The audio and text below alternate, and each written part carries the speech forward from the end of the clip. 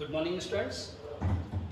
बेटा आज हम परिसंचरण तंत्र का फोर्थ लेक्चर डिस्कस करेंगे। रक्त के कार्य। क्या बेटा? रक्त के कार्य। ठीक है, देखो रक्त के कार्य क्या क्या होते हैं। रक्त का मेन कार्य होता है परिवहन का कार्य। किसका? परिवहन का कार्य, ट्रांसपोर्ट का काम।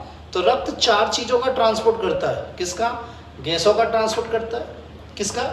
गैसों का, खाद्य पदार्थों का, हार्मोनों का, उत्सर्जी पदार्थों का ट्रांसपोर्ट करता है। तो अपन एक एक करके डिस्कस करते हैं। तो पहला आता है अपन का ऑक्सीजन व CO2 का परिवहन। देखो बेटा, ऑक्सीजन और CO2 का परिवहन कैसे करता है रक्त? एक्चुअली ब्लड में, रक्त में जो आरबीसी होती है, आरबीसी में क्या होता है, श्वसन बढ़ने पाया जाता है, इसे क्या बोलते हैं? हीमोग्लोबिन। क्या बोलते हैं बेटा? हीमोग्लोबिन। हीमोग्लोबिन को हम HBV लिखते हैं। ये हीमोग्लोबिन क्या होता है? ऑक्सीजन और CO2 के ट्रांसपोर्ट के लिए, ऑक्सीजन और CO2 के परिवहन के लिए जिम्मेदार होता है। देखो कैसे।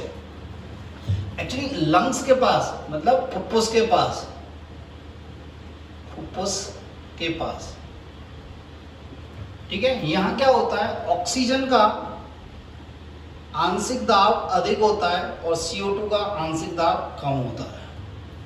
तो क्या होता है, जब ऑक्सीजन का आंशिक दाब अधिक होता है तो ये ऑक्सीजन हीमोग्लोबिन के साथ जुड़ जाती है और क्या बनाती है? Oxy haemoglobin.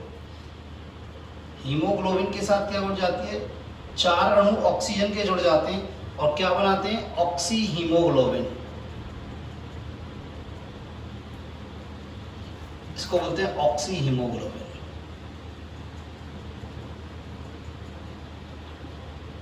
ठीक है बेटा, ये ऑक्सी हीमोग्लोबिन रक्त के द्वारा, भाई आरबीसी में रक्त के द्वारा कहां पहुंचता? कोशिकाओं के पास। कहां पहुंचता बेटा? ये रक्त के द्वारा कोशिकाओं के पास, कोशिका या ऊतकों के पास। अब होता क्या बेटा, कोशिकाओं के पास क्या होता है, कोशिकाओं में ऑक्सीजन का पार्शियल प्रेशर, ऑक्सीजन का आंशिक दाब तो कम होता है और CO2 का आंशिक दाब क्या होता है? अधिक होता है। तो क्या होता है, ये ऑक्सी हीमोग्लोबिन यहाँ पे आके टूट जाता है। ऑक्सी हीमोग्लोबिन यहाँ पे आके टूट जाता है। तो देखो ऑक्सी हीमोग्लोबिन यहाँ आके टूट गया। किसमें? हीमोग्लोबिन प्लस ऑक्सीजन में, हीमोग्लोबिन प्लस ऑक्सीजन में। और ये ऑक्सीजन कहाँ प्रवेश कर जाती है? इन कोशिकाओं में प्रवेश कर जाती है। क्या कर जाती है? कोशिकाओं में प्रवेश कर गई। तो लंग्स से और कोशिकाओं तक ऑक्सीजन का परिवहन हो गया। लंग्स से और कोशिकाओं तक क्या हो गया? ऑक्सीजन का परिवहन हो गया। अब होता क्या है, यहाँ हीमोग्लोबिन, ये हीमोग्लोबिन है, ये हीमोग्लोबिन क्या करता है, यहाँ ये CO2 यहाँ देगा कोशिकाओं तक, ये हीमोग्लोबिन कोशिका से ये हीमोग्लोबिन किससे जुड़ जाता है? CO2 से, कोशिका के पास। तो कोशिका के पास क्या हो जाता है, हीमोग्लोबिन किससे जुड़ जाता है? CO2 से। और क्या बनाता है? कार्बमिनो हीमोग्लोबिन। क्या बनाता है बेटा? कार्बमिनो हीमोग्लोबिन।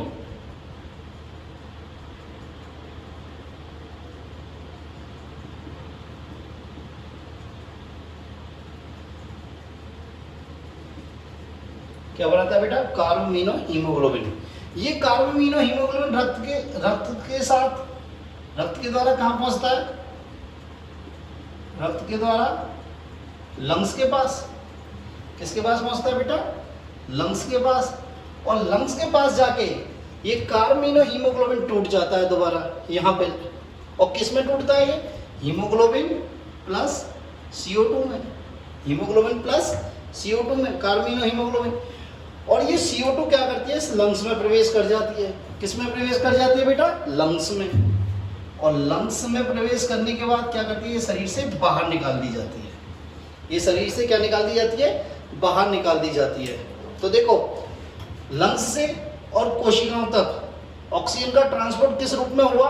ऑक्सी हीमोग्लोबिन के रूप में। ऑक्सीजन का परिवहन किसके रूप में हुआ? ऑक्सी हीमोग्लोबिन के रूप में। और कोशिकाओं से CO2 का, कोशिकाओं से CO2 का, मतलब कोशिका से और लंग्स तक CO2 का परिवहन किसके रूप में हुआ? कार्बमिनो हीमोग्लोबिन के रूप में। किसमें? कार्बमिनो हीमोग्लोबिन के रूप में। ठीक है, तो अपन इसे कैसे लिख सकते हैं शॉर्ट फॉर्म में?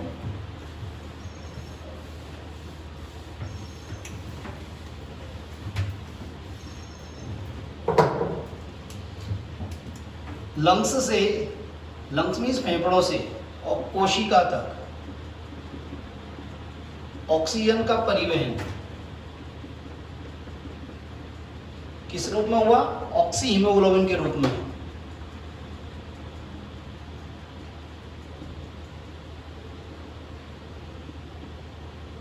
ऑक्सी हीमोग्लोबिन के रूप में, ठीक है।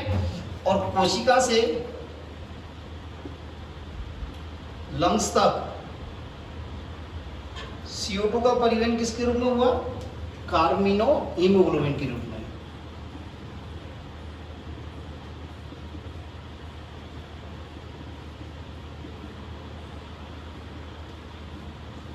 किसके रूप में बेटा? कार्मिनो हीमोग्लोबिन के रूप में, ठीक है। किसके रूप में? कार्मिनो हीमोग्लोबिन के रूप में, ऐसे आएगा ये, ठीक है। तो ये हो गया आपका ऑक्सीजन का परिवहन, ठीक है। नेक्स्ट आता है खाद्य पदार्थों का परिवहन। क्या आता है बेटा? खाद्य पदार्थों का परिवहन। देखो खाद्य पदार्थों का परिवहन कैसे होता है। हम भोजन खाते हैं, हम भोजन करते हैं, ये भोजन किस में जाता है? आहार नाल में, एलिमेंट्री कैनाल में जाता है, आहार नाल में हो जाता है। आहार नाल में भोजन का क्या होता है? पाचन। और ये पचित भोजन का ये पचित भोजन का अवशोषण किस में हो जाता है? रक्त में हो जाता है। जब हम ये पढ़ाएंगे आपको पाचन तंत्र तो हम बताएंगे। हम भोजन करते हैं, भोजन कहा जाता है आहार नाल में, आहार नाल में क्या होता है? पाचन होता है। और पचित भोजन का अवशोषण किसमें हो जाता है? रक्त में। किसमें हो जाता है? रक्त में। अवशोषण किसमें हो जाता है बेटा? रक्त में। अब रक्त क्या करता है? इस खाद्य पदार्थों को या पचित खाद्य पदार्थों को इस आहार नाल से कहां तक ले जाता है? शरीर की विभिन्न कोशिकाओं तक, शरीर की विभिन्न कोशिकाओं तक, ऊतकों तक या तंत्रों तक। और वहां ये खाद्य पदार्थ क्या काम आते हैं? ऊर्जा के निर्माण में, मतलब ATP के निर्माण में, वृद्धि के लिए आवश्यक होते हैं। किसके लिए आवश्यक हैं? वृद्धि के लिए आवश्यक होते हैं। और किसके लिए आवश्यक होते हैं बेटा? विभाजन के लिए, कोशिका विभाजन के लिए आवश्यक होती है। कई पदार्थों के निर्माण के लिए आवश्यक होते हैं, कई पदार्थों के निर्माण के लिए आवश्यक होते हैं। तो इस प्रकार होता है खाद्य पदार्थों का परिवहन। कैसे होता है? इस प्रकार। नेक्स्ट आता है हार्मोनों का संवहन। देखो बेटा हार्मोन क्या होता है? हार्मोन अंतःस्रावी ग्रंथियों के द्वारा स्रावित होते हैं। ये अंतःस्रावी ग्रंथियां जो होती हैं, हमने पहले बताया अंतःस्रावी ग्रंथियां और बाह्यस्रावी ग्रंथियां। अंतःस्रावी ग्रंथियों से क्या स्रावित होते हैं? हार्मोन। और बाह्यस्रावी ग्रंथियों से क्या स्रावित होते हैं? एंजाइम। तो ये अंतःस्रावी ग्रंथियां क्या स्रावित करती हैं? हार्मोन, ठीक है। अब ये हार्मोन क्या करते हैं? टारगेट ऑर्गन, लक्ष्य अंगों पर काम करते हैं। कहाँ करते हैं? लक्ष्य अंगों पे काम करते हैं। जैसे पीयूष ग्रंथि से बहुत सारे हार्मोन निकलते हैं और उनके लक्ष्य अंग होते हैं वो काफ़ी शरीर से मतलब अलग अलग होते हैं। जैसे एक हार्मोन निकलता है FSH, फॉलिकुलर स्टिमुलेटिंग हार्मोन, वो किस पे काम करता है? अंडाशय पे। किस पे काम करता है? अंडाशय पे। तो इस प्रकार ये हार्मोन रक्त के द्वारा, किसके द्वारा? रक्त के द्वारा कहां तक पहुंचते हैं? लक्ष्य अंगों तक। तो हार्मोनों को लक्ष्य अंगों तक पहुंचाने का काम किसने किया? रक्त ने। तो रक्त ने क्या किया? हार्मोनों का परिवहन किया, हार्मोनों का परिवहन किया, ठीक है बेटा। नेक्स्ट आता है उत्सर्जी पदार्थों का परिवहन या संवहन। देखो कोशिकाओं में बहुत सारी उपापचयी क्रियाएं होती हैं। कोशिकाओं में बहुत सारी क्या होती हैं? उपापचयी क्रियाएं होती है। मैंने बताया था जब आपको उत्सर्जन पढ़ाया था, उत्सर्जी तंत्र। तो उपापचयी क्रियाओं के दौरान क्या होता है? बहुत सारे उत्सर्जी पदार्थ होते हैं। बहुत सारे उत्सर्जी पदार्थों का क्या निर्माण होता है? पदार्थों का निर्माण होता है, जैसे यूरिया, यूरिक एसिड, इनका निर्माण होता है।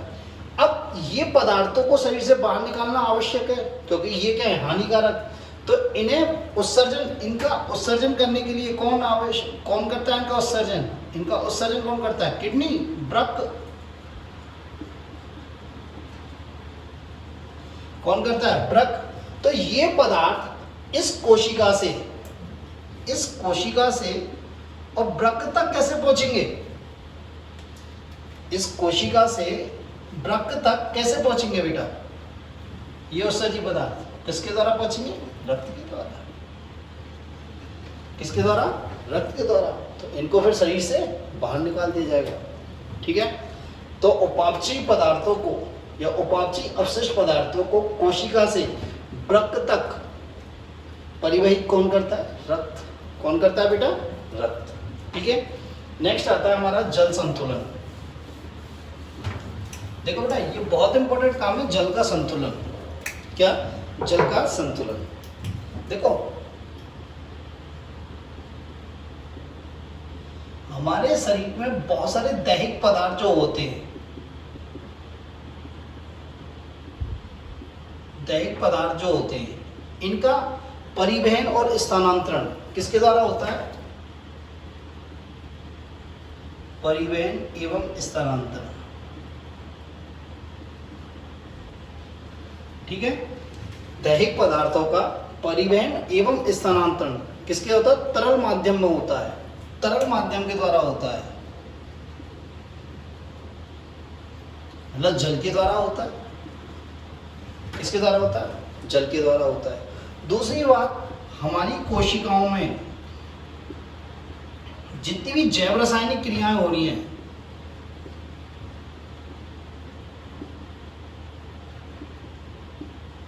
जितनी भी जैव रासायनिक क्रियाएं हो रही हैं, फिजियोलॉजिकल रिएक्शंस हो रही हैं, बहुत सारी जैव रासायनिक क्रिया होगी, इनके लिए भी क्या होता है? जल अति आवश्यक होता है या तरल माध्यम अति आवश्यक होता है।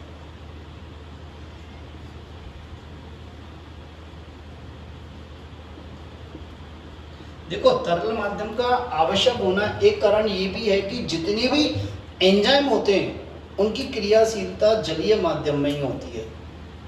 किसमें होती है क्रियाशीलता? जलीय माध्यम में। और जैव रासायनिक क्रियाओं के लिए बहुत सारे एंजाइम आवश्यक होते हैं।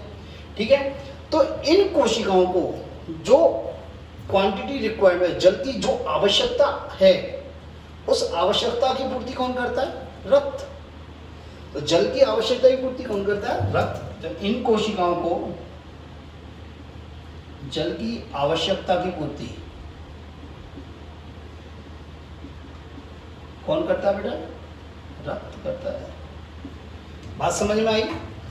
भाई, दैहिक पदार्थों का परिवहन और स्थानांतरण किसमें होता है? तरल माध्यम में, मतलब जलीय माध्यम आवश्यक है उसके लिए। दूसरी बात, कोशिकाओं में जितनी जैव रासायनिक क्रियाएं हो रही हैं उनके लिए जलीय माध्यम आवश्यक है, तरल माध्यम आवश्यक है। क्यों? क्योंकि एंजाइम किसमें एक्टिव होते हैं? जलीय माध्यम में। तो इस जलीय माध्यम, इस कोशिका को जलीय माध्यम या जल की आपूर्ति कौन करेगा? रक्त।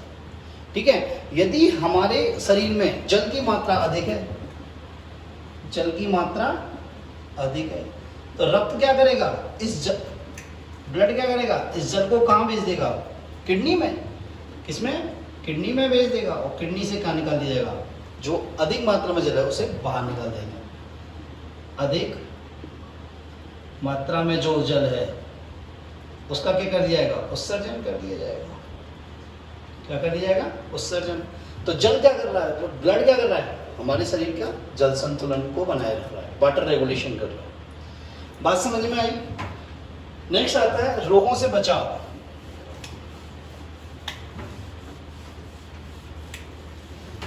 देखो बेटा, हमारे शरीर में बहुत सारी एंटीजेंस, हमारे शरीर में बहुत सारी एंटीजेंस, एंटीजन मीन्स प्रतिजीनी। एंटीजन का मतलब क्या हो गया? रोग कारक, मतलब जीवाणु हो गया, वायरस हो गया, जीवाणु, वायरस और कोई विभिन्न प्रोटीन अणु। ठीक है, बहुत सारे रोग कारक प्रोटीन अणु। ठीक है, जब ये शरीर के अंदर प्रवेश करते हैं तो हमारे रक्त में उपस्थित भक्षाणु, हमारे ब्लड में उपस्थित भक्षाणु कौन? भाई देखो, क्या कौन है? न्यूट्रोफिल्स हैं, मोनोसाइट्स हैं, बी लिम्फोसाइट्स हैं, टी लिम्फोसाइट्स हैं। ये सब क्या करते हैं? इनका भक्षण कर जाते हैं, इन रोग कारकों का भक्षण कर लेते हैं। क्या कर लेते हैं बेटा? रोग कारकों का भक्षण कर लेते हैं। ठीक है, एंटीजन। सॉरी, हमारे शरीर में जब कोई रोग कारक, जीवाणु, वायरस और भी बहुत सारे तमाम सारे माइकोप्लाज्मा है, अमीबा है, प्रोटोजोआ है, फंगस है, ठीक है, कवक है, प्रोटीन अणु है, जब ये एंट्री करते हैं बॉडी के अंदर तो क्या होते हैं, ब्लड में उपस्थित भक्षाणु, न्यूट्रोफिल्स और मोनोसाइट, मैंने बताया था न्यूट्रोफिल और मोनोसाइट्स आपस में मिलकर कहते हैं भक्षण तंत्र का निर्माण करते हैं शरीर में। तो ये क्या करते हैं, रोग कारकों का भक्षण कर लेते हैं, रोग कारकों का भक्षण कर लेते हैं। एक वर्ड आता है एंटीजन, होती क्या है, क्या बेटा, एंटीजन क्या होती है? देखो एंटीजन क्या होती है, जैसे शरीर में जो बाहर से प्रवेश कर रही हैं, रोग कारक, प्रोटीन के अणु, वायरस, जीवाणु, ये सब क्या है, एंटीजन है। क्या है ये, एंटीजन। और ये एंटीजन शरीर में प्रवेश करने के बाद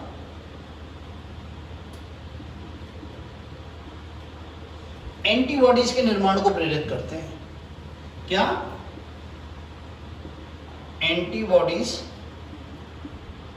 निर्माण को प्रेरित करते हैं। ठीक है, एंटीजन क्या होते हैं, एंटीजन पेय पदार्थ होते हैं, जैसे रोग कारक है, पैथोजेंस हैं, जीवाणु है, बैक्टीरिया है, वायरस है, प्रोटीन अणु है, ये क्या होता है, शरीर में प्रवेश करने के बाद एंटीबॉडीज के निर्माण को प्रेरित करते हैं। ठीक है, तो इसे क्या बोलते हैं, एंटीजन्स। ठीक है, नेक्स्ट आता है रक्त का थक्का। क्या आता है, रक्त का थक्का। रक्त का थक्का हम बहुत डिटेल में पढ़ाएंगे नेक्स्ट लेक्चर में। रक्त का थक्का क्या होता है, जैसे हमारे कोई इंजरी हो गई, हमारे चोट लग गई, जब चोट लगती है तो क्या होता है, टिश्यू, ऊतक और रक्त वाहिनियां क्या होती है, क्षतिग्रस्त हो जाती है। क्या हो जाती है, क्षतिग्रस्त। और इन क्षतिग्रस्त वाले भागों से रक्त का स्राव होने लगता है। किसका स्राव होने लगता है, रक्त का। अब बेटा क्या होता है, जो रक्त में उपस्थित प्लेटलेट्स क्या करती हैं, क्या बना लेती हैं, एक गुच्छा बना लेती हैं। रक्त, जो रक्त वाहिनी हमारी क्षतिग्रस्त हुई है, उनके जो है जहाँ से कटी है वो उनके एंड पर, उनके छोर पर क्या बनाती हैं, गुच्छा बना लेती हैं। और गुच्छा के कारण क्या होता है, रक्त रुक जाता है, तो उसे क्या बोलते हैं, क्लॉट। क्या बोलते हैं, क्लॉट। तो रक्त में उपस्थित प्लेटलेट्स क्या बनाती हैं, रक्त का थक्का बनाने में हेल्प करती हैं, रक्त का थक्का बनाती हैं। नेक्स्ट आता है रोगों से निदान या रोगों का निदान।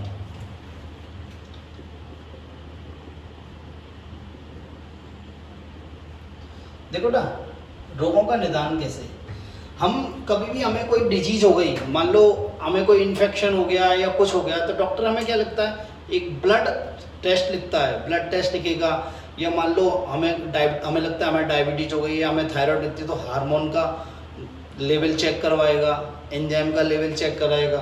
ठीक है, तो ये सब चीज़ें किस में चेक कराएगा, ब्लड में। किस में चेक कराएगा वो, ब्लड में। तो ब्लड रिपोर्ट लिखता है, हम लैब पे जाते हैं, ब्लड, वो लैब वाला क्या होता है, ब्लड का सैंपल लेता है और चेक करता है। तो चेक करता है, तो क्यों चेक, अब उस चेक करने से हमें क्या होगा, जैसे मान लो हमें कोई इन्फेक्शन हुआ है, क्या हुआ है, इन्फेक्शन हुआ है, तो हमारी क्या है, WBC, न्यूट्रोफिल्स बढ़ी हुई आएंगी। न्यूट्रोफिल्स क्या आएंगी, बढ़ी हुई आएंगी। मैंने कहा ल्यूकोसाइटोसिस पढ़ाया था। यदि मान लो मैं टाइफाइड हो गया है तो WBC का काउंट क्या आएगा, डाउन, मतलब कम आएगा। ठीक है, यदि मान लो हमको डायबिटीज़ हो गई है तो हमारे ब्लड में क्या आएगी, ग्लूकोज की मात्रा आएगी, ब्लड में क्या आएगी, ग्लूकोज की मात्रा होगी। यदि मान लो हमें थायराइड हो गया है, ठीक है, तो क्या होगी, हमारे शरीर में थायराइड हार्मोन की कमी आएगी। क्या आएगी, कमी आएगी। तो ये सब चीज़ों का पता किससे लगाया जा सकता है, ब्लड से ही पता लगा जा सकता है। किससे, ब्लड से ही पता लगाया जा सकता है। ठीक है, चोटों की मरम्मत। नेक्स्ट आता है चोटों की मरम्मत। देखो ना, चोटों की मरम्मत क्या है, जब हमारे कहीं चोट लग गई है, क्या लगी है, चोट लगी है, घाव हो गया है। अब क्या होता है, वो घाव थोड़े दिन बाद भर जाता है, घाव थोड़े दिन बाद भर जाता है। तो क्या होता है, जो हमारे रक्त में WBC होती है, ब्लड में जो WBC होती है, वो दो काम करती हैं। एक तो क्या करती है, जो चोट वाले स्थान पर जो रोगाणु प्रवेश करते हैं उनका भक्षण कर लेती है, रोगाणुओं के प्रवेश को रोकती है, भक्षण कर प्रवेश को रोकती है। शरीर में प्रवेश को रोकती है। और ये WBC क्या करती है, ये क्या करती है बेटा, कोशिका विभाजन को प्रेरित करती है, कोशिका विभाजन एवं वृद्धि को प्रेरित करती है।